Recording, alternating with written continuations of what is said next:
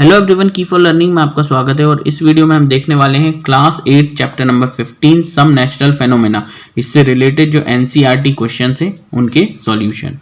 तो फर्स्ट है select correct option in question number 1 and question number 2। First है which of the following can not be charged easily by friction. यहाँ कहा गया है कि इनमें से किसे आसानी से फ्रिक्शन के द्वारा यानी रगड़ने के द्वारा चार्ज नहीं किया जा सकता। तो आंसर है a copper rod, be a copper rod. इसे हम आसानी से रगड़ करके चार्ज नहीं कर सकते। तो रीजन भी दिया है कि जो कंडक्टिंग मटेरियल होते हैं यानी कि जो मेटेलिक मटेरियल होते हैं वो आसानी से फ्रिक्शन के द्वारा चार्ज नहीं होते, जबकि जो नॉन कंडक्टिंग है यानी कि जो जैसे कि प्लास्टिक है ना, कपड़े हैं, इन चीज़ों को हम क्या कर सकते हैं, आसानी से रगड़ करके चार्ज कर सकते हैं। तो क्योंकि कॉपर जो है वो तो एक मेटल है और बाकी देखिए ये प्लास्टिक स्केल है, ये इन्फ्लेटेड बलून है, रबर है और ये वुलन क्लॉथ है, तो ये क्या है, चार्ज आसानी से हो जाएंगे, जबकि ये नहीं होगा। नेक्स्ट है when a glass rod is rubbed with piece of silk cloth the rod. ये कह रहे हैं कि जबकि ग्लास रॉड को हम रब करते हैं पीस ऑफ सिल्क से यानी सिल्क के किसी कपड़े से ग्लास रॉड को रब करते हैं तो क्या होता है, द रॉड, यहां से शुरू होगा, द रॉड, बी इसका आंसर है, डायरेक्ट पढ़ देता हूं मैं, the rod becomes positive charged while the cloth has negative charge. जो रॉड होती है उसके ऊपर, ये मान लो ये हमारी रॉड है तो इसके ऊपर पॉजिटिव चार्ज आ जाते हैं और जो कपड़ा है वो नेगेटिव चार्ज ले लेता है। ठीक है, तो ये इसका आंसर है। इसका रीजन भी देखें तो रीजन क्या है कि जब हम ऑब्जेक्ट को रब करते हैं, when two objects are rubbed against each other they acquire opposite charges. तो एक पॉजिटिव होगा तो एक नेगेटिव ले लेगा। By the law of convention, convention मतलब इसे टच करने के द्वारा, है ना, क्योंकि हमने टच करके रगड़ा है उसे, तो कन्वेंशन यानी किसी चीज से एक में से होते हुए दूसरे चार्ज जाना, that is process of convention. It is known that the red rod acquires the positive charge and the cloth acquires the negative charge। ये हमें पता है कि रॉड जो है वो क्या करती है, पॉजिटिव चार्ज ले लेती है और जो कपड़ा है वो उस पर नेगेटिव चार्ज आ जाते हैं। ठीक, फिर नेक्स्ट है question number 3, true and false बताना है, सिंपल।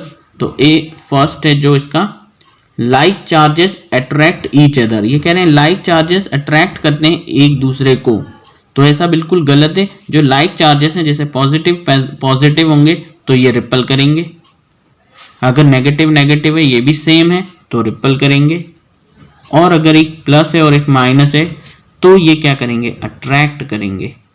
जबकि यहाँ कहा गया है कि जो लाइक चार्जेस है वो अट्रैक्ट करते हैं, तो गलत है, लाइक चार्जेस तो रिपल करते हैं। ठीक, रीजन भी ये है तो मैंने वैसे ही आपको बता दिया। Be a charged glass rod attract a charge plastic straw. ये कह रहे हैं एक जो चार्ज ग्लास रॉड है वो एक प्लास्टिक स्ट्रॉ जो कि वो भी चार्ज है उसे अट्रैक्ट करती है, तो वो बिल्कुल ट्रू है। रीजन भी दिया है, एक चार्ज प्लास्टिक रॉड जो है वो नेगेटिव चार्ज कैरी करती है और जो ग्लास रॉड है वो पॉजिटिव चार्ज कैरी करती है, और क्योंकि एक के पास क्या है, नेगेटिव चार्ज है, एक के पास पॉजिटिव चार्ज है, तो ये एक दूसरे को क्या करेंगे, अट्रैक्ट करेंगे यहाँ। ठीक, तो कहा भी यही है, तो चार्ज ग्लास रॉड जो है वो चार्ज प्लास्टिक स्ट्रॉ को अट्रैक्ट करेगी, इट इज ट्रू। फिर C lightning conductor can not protect a building from lightning. ये कह रहे हैं कि जो लाइटनिंग कंडक्टर है वो किसी बिल्डिंग को लाइटनिंग से यानी बिजली से नहीं बचा पाता, तो ये बिल्कुल गलत है, क्योंकि लाइटनिंग कंडक्टर तो हम लगाते ही किस लिए हैं, ताकि वो उसे बिजली से बचा ले। तो जैसे जो बिल्डिंग्स होती हैं बड़ी बड़ी उसके ऊपर क्या करते हैं, हम एक लाइटनिंग कंडक्टर लगा देते हैं, और जब बिजली चमक रही होती है तो वो इस पर गिर जाती है और इससे होते हुए सीधे ग्राउंडेड हो जाती है, जहां एक कॉपर प्लेट लगा है इसमें चली जाती है, तो बिल्डिंग को वो बचा लेते हैं। और यहाँ कह रहे हैं कि लाइटनिंग कंडक्टर इस बिल्डिंग को प्रोटेक्ट नहीं करेगा, तो ये गलत हो जाएगा, ये फॉल्स स्टेटमेंट है, क्योंकि वो प्रोटेक्ट करेगा। फिर इसका रीजन भी हालांकि मैंने दे ही दिया है कि जो एटमॉस्फेरिक चार्जेस होते हैं वो ट्रांसफर हो जाते हैं अर्थ में डायरेक्टली लाइटनिंग कंडक्टर के द्वारा, और इसीलिए वो उसे प्रोटेक्ट करता है। फिर डी है earthquakes can be predicted in advance, ये कह रहे हैं जो अर्थक्वेक है, भूकंप, उसे एडवांस में ही, पहले ही उसके बारे में पता लगाया जा सकता है, प्रिडिक्ट किया जा सकता है, भविष्यवाणी की जा सकती है, जबकि ये बिल्कुल गलत है। हमारे पास इतने इंस्ट्रूमेंट्स में से कोई ऐसा नहीं है जो कि पहले से ये बता सके कि अर्थक्वेक कब किस समय पर आने वाला है। ठीक, तो ये इसका फॉल्स हो जाएगा। रीजन है even though the earthquake causes are known, हमें ये पता है कि अर्थक्वेक क्यों आता है, क्योंकि प्लेट्स जो है उसमें हलचल होती हैं, जो टेक्टोनिक प्लेट्स हैं, और उसके कारण क्या आता है, अर्थक्वेक आता है। लेकिन उसके बाद भी हम क्या नहीं कर सकते, इसे डिटेक्ट नहीं कर सकते, हमारे पास कोई ऐसा इंस्ट्रूमेंट नहीं है जो कि इसे डिटेक्ट कर सके कि पहले से ही कि अर्थक्वेक कहाँ और कब आने वाला है। ठीक है, so therefore the earthquake can not B predicted in advance. ठीक, फिर नेक्स्ट है sometimes the crackling sound is heard while taking of sweater during winter, explain. तो ये कह रहे हैं कभी कभी जब विंटर का सीजन होता है और हम अपने स्वेटर को क्या करते हैं, उतारते हैं, तो उसमें से चट चट की आवाज आती है, क्रैकलिंग साउंड सुनाई देता है। तो ऐसा इसलिए होता है, आंसर है when we take out the sweater, woolen sweater gets charged due to the friction between the sweater and body। तो जब हम स्वेटर को उतारते हैं तो जो स्वेटर है वो और हमारी बॉडी के बीच में रगड़ होती है, फ्रिक्शन होती है, और रगड़ के कारण क्या है, चार्जेस आ जाते हैं।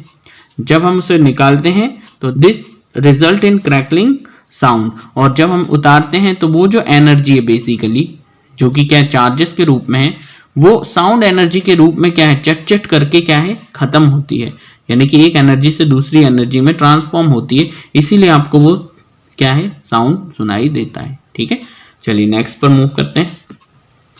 Fifth question, explain why a charge body loses its charge if we touch it with our hand. तो कह रहे हैं कि जब हम किसी चार्ज बॉडी को अपने हाथों से टच करते हैं तो वो अपने चार्जेस खो देती है, इसे एक्सप्लेन कीजिए। तो आंसर है the charges get conducted to the earth through our body when we touch it and the conductor loses its charge. तो जो चार्जेस होते हैं वो हमारी बॉडी, जब हम उसे टच, जिस कंडक्टर को हम टच कर रहे हैं, तो उस कंडक्टर में, मान लो कि ये हमारा एक कंडक्टर है और हमने इसे क्या किया, अपने हाथों से टच किया है, तो हमारे हाथों से होते हुए फिर हमारी पूरी बॉडी से होते हुए किस में चले जाएगा, अर्थ में चले जाएगा। ठीक है, ये मान लो ये हमारी बॉडी है, ये हमारा हाथ है, तो ये अर्थ में चले जाता है। यहाँ पर मान लो कि ये हमारे चार्जेस हैं, कुछ ये चार्जेस इसके ऊपर है, जब हम इसे टच करते हैं तो वो चार्जेस हमारी बॉडी में से, क्योंकि हमारी बॉडी कंडक्टर है, गुड कंडक्टर है, तो ये चार्जेस इसमें से होते हुए और सीधे किसकी तरफ, अर्थ की तरफ जाना शुरू कर देते हैं। और इसीलिए ये जो बॉडी है, यानी कि ये जो बॉडी है जिसपे चार्ज थे, अब वो अपने चार्जेस खो चुकी है और वो चार्जेस किस में आ गए, अर्थ में आ गए। ठीक है, थ्रू अवर बॉडी। तो the charges get conducted to the earth through our body when we touch it and the conductor loses charges. तो कंडक्टर ने अपना चार्ज लूज कर दिया। This phenomenon is known as electric discharge. तो ये जो phenomena है इसको हम इलेक्ट्रिक डिस्चार्ज के नाम से, क्योंकि यहाँ डिस्चार्ज हो गई बॉडी। ठीक, नेक्स्ट क्वेश्चन देखिए, name the scale on which the destructive energy of the earthquake is measured. An earthquake measured 3 on this scale, would it be recorded by the seismograph? Is it likely to cause much damage? यहाँ 3 question है basically. पहला है name the scale on which the destructive energy of the earthquake is measured. First यहाँ खत्म हो गया।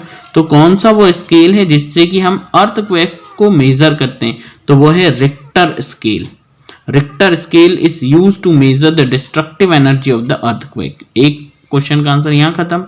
फिर दूसरा है an earthquake measure 3 on this scale, would it be recorded by seismograph. तो कहते हैं एक अर्थक्वेक जो है उसकी इंटेंसिटी कितनी है, 3 है रिक्टर स्केल पर, तो क्या वो सिस्मोग्राफ से मेजर किया जा सकता है या उस पर रिकॉर्ड होगा सिस्मोग्राफ पर। तो सिस्मोग्राफ क्या है कि वो हलचल को, यानी कि जो अर्थ हिल रही है उसके उस हलचल को वो रिकॉर्ड करता है।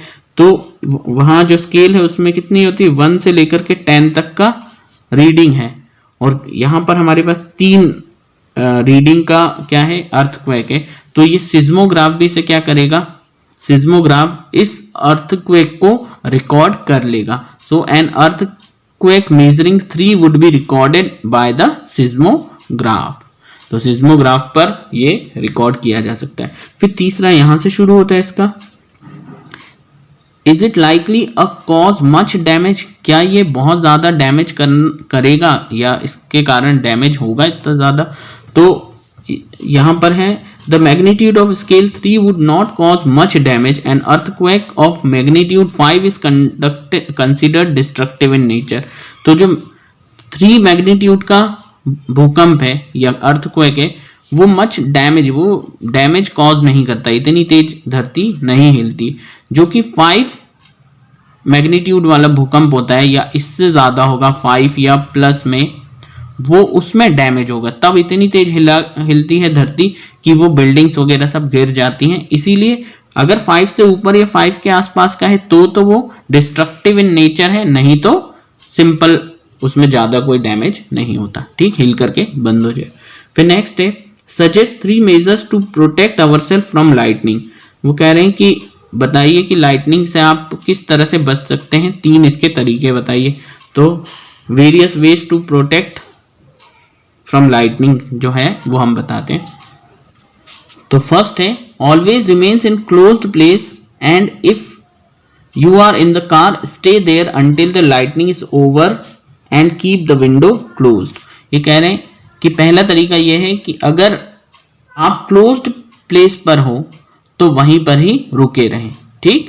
यदि आप कार में हैं तो कार के अंदर ही आप जब तक कि लाइटनिंग समाप्त ना हो जाए तब तक वहीं रुके रहें और अपनी कार के जो विंडोज हैं उसको बंद कर लें, ठीक। पहला तो यह है। दूसरा, never touch any electrical wires, telephone cables and metal pipe. किसी भी जो इलेक्ट्रिकल वायर्स हैं, टेलीफोन हैं, केबल लाइन्स हैं या मेटल पाइप्स हैं, इनको टच ना करें क्योंकि इनके ऊपर चार्जेस बहुत तेजी से जल्दी से, अगर बिजली गिर रही होगी तो इनके ऊपर सबसे पहले गिरेगी। अगर हमने इन्हें टच कर दिया तो ये बिजली हमारे अंदर भी आ जाएगी और इसीलिए इन्हें कभी उस वक्त टच ना करें जबकि लाइटनिंग हो रही हो।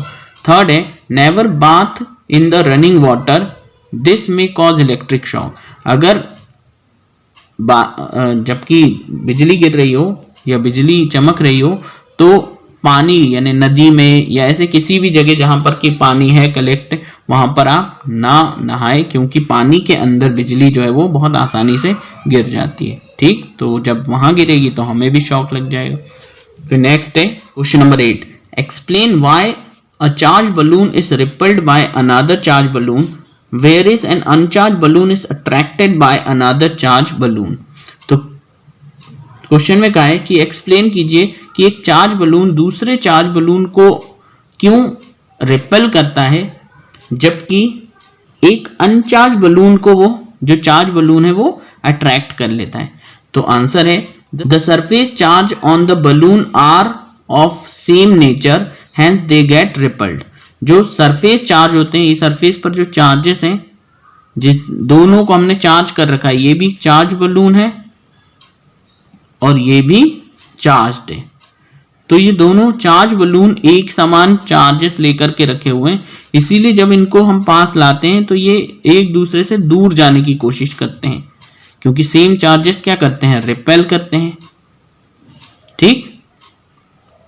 तो इसीलिए जब 2 बलून चार्ज्ड हैं तो वो एक दूसरे को दूर भेजेंगे। When charged balloon is brought near an uncharged balloon due to the induction of the charges, it acquires charges which are opposite in nature with that of the charged balloon. As like charges attract each other, the uncharged balloon gets attracted by the charged balloon. जबकि एक charge balloon को जब अनचार्ज balloon के पास लाया जाता है, ये basically ये बॉल का है, अगर हम यहां बनाएं तो मान लो कि ये एक चार्ज बलून है और ये एक अनचार्ज बलून है, ठीक है। क्या है, अनचार्ज्ड है और इसके पास चार्ज है, तो इसके पास क्योंकि पॉजिटिव चार्ज भी है और इसीलिए ये क्या करेगा, अपने नेगेटिव चार्ज इसको देने की कोशिश करेगा, इसीलिए ये इसकी तरफ आ जाता है। ठीक है, क्योंकि ये डिफरेंट चार्जेस कैरी कर रहे हैं, ये माइनस चार्जेस है और इसके पास प्लस चार्जेस हैं, तो ये क्या करता है, इसकी तरफ जाने की कोशिश करता है, इसीलिए वो अट्रैक्ट करना शुरू कर देता है। ठीक है, नेक्स्ट क्वेश्चन देखें। Question number 9, describe with the help of diagram an instrument which can be used to detect a charge body. Diagram के द्वारा आप एक इंस्ट्रूमेंट को डिस्क्राइब कीजिए जो कि क्या है, डिटेक्ट करता है चार्ज बॉडी को, तो वो है इलेक्ट्रोस्कोप। ठीक है, जो इलेक्ट्रोस्कोप है वो इसको डिटेक्ट करने के लिए, यानी चार्जेस को डिटेक्ट करने के लिए यूज किया जाता है। अब देखें तो it consist of metal rod, इसमें एक मेटल रॉड कंसिस्ट, ये मेटल रॉड है, on which 2 leaves of aluminium foil are fixed to one end and the metal disc at the other end. तो यहां पर एक तरफ तो क्या है, एक मेटल डिस्क लगी हुई है, मेटल डिस्क, एक यहां पर एल्यूमिनियम फॉइल लगी होती है अंदर की तरफ, और the leaves are kept inside the conical flask. इसके अंदर बेसिकली क्या, ये एक लीव है, बहुत पतली सी एक लीफ लाइक मेटल हम क्या कर देते हैं, इसके अंदर लटका देते हैं। ठीक, जिसके 2 भाग, एक ऐसे और एक ऐसे, ठीक, 2 साइड है। तो फिर ये बेसिकली रखा होता है एक कोनिकल फ्लास्क में, और इसे यहाँ क्या लगा होता है, एक इंसुलेटेड प्लग लगा होता है जो कि कॉर्क का बना है, ताकि ना अंदर की जो बाहर की जो एयर है वो अंदर ना जा पाए। ठीक है, तो इस तरह से एक स्ट्रक्चर होता है इसका।